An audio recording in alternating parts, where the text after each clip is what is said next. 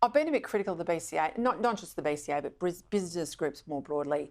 You know, they're quick to go out there on something like The Voice, but their core business is return value to shareholders, you know, grow their prosperity and hire their workers and pay them decently. They are now finding their voice. They've come out, they've been critical.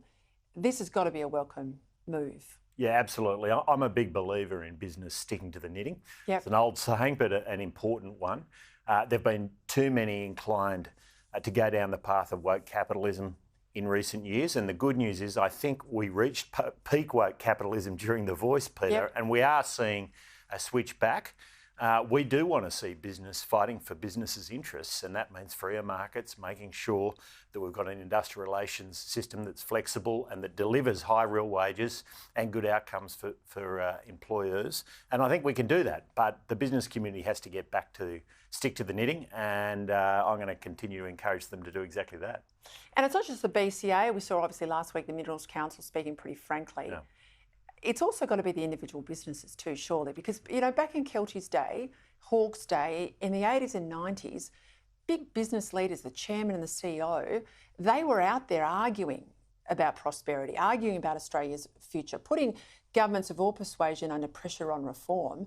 They have largely been absent. Yeah, they set up back in the 80s and 90s decades of prosperity for this country, and we've been living off it ever since. And they were great leaders, and we need that kind of leadership back.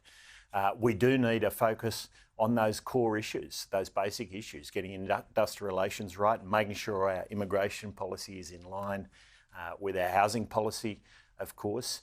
Getting rid of red tape, Peter, and we've seen red tape clogging up everything in business. Every small business person is spending way more time now than a few years ago just doing paperwork, which drives them crazy, rightly. So these are the basics, and this is how you get inflation down. This is how you get prosperity moving again. Let's go to the housing announcement today, because there's yet another announcement from the government today in Rosebery on housing.